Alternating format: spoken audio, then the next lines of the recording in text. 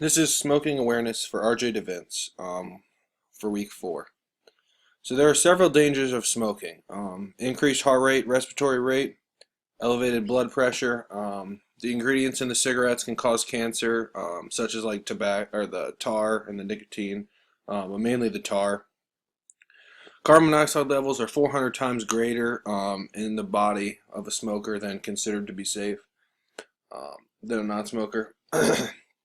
Nicotine is also very addictive, um, and you also can affect a lot of other people with secondhand smoke. So you're not just affecting yourself with your own decisions; you're affecting the people around you. It also increases your chance of certain kinds of cancers, such as like mouth cancer or lung cancer, things like that. There are a bunch of advantages of quitting, and some happen fairly soon, and some take a long time, but they are reversible.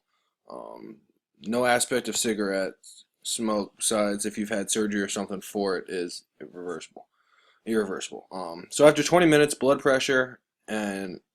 pressure improves and your pulse starts to decrease. After 12 hours, the carbon monoxide levels in your body start to decrease and go towards a lower level. Like I said before, it was at 400, so it would gradually lower over time. After 48 hours, the nerve endings and start to regrow, and your taste and smell improves because you don't have all the tar and smoke and all that building up. Your blood circulation improves as well as lung functions after 2 to 12 weeks. It just depends on the person and how heavy they smoked. After 1 to 9 months, there's fewer smoking coughing episodes and decrease in fatigue and shortness of breath when walking upstairs or doing daily activities.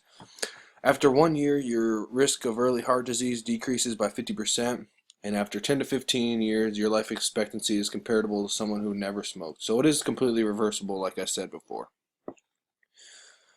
So there is hope for everyone out there who does smoke.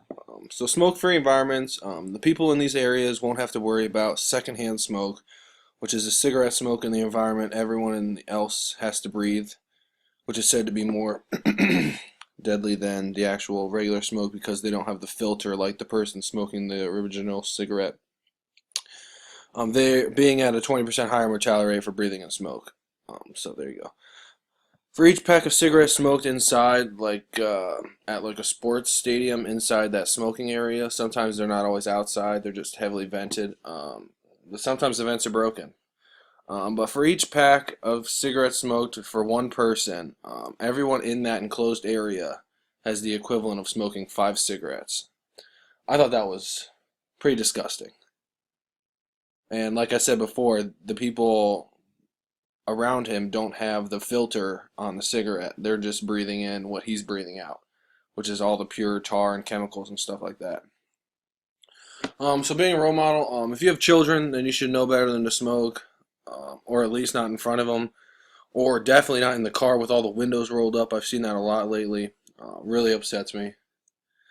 It is important to set, as a parent, to set a good example. It's not smoking, so the child sees that smoking is not acceptable in the family. This will dissuade the child from smoking for fear of punishment or like not being accepted in the family. Just trying to get past that stigma of smoking is cool. And the parent can also discuss the dangers of smoking and the dangers of secondhand smoke to others with the child and really inform him about the risks. So there are several stop smoking aids. There's the Nicotrol inhaler. It is a prescription inhaler used to stimulate smoking but decrease the amount of nicotine in each breath. So it's basically a watered down cigarette, heavily watered down cigarette. 70 to 80 puffs on the inhaler is equivalent to 10 puffs on an actual cigarette.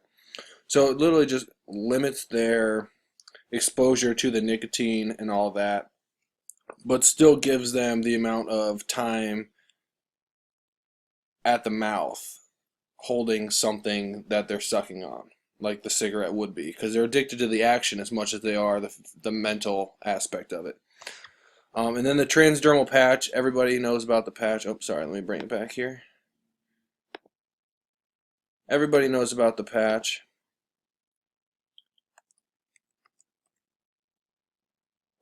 Here we go. is equivalent. It relieves nicotine withdrawal.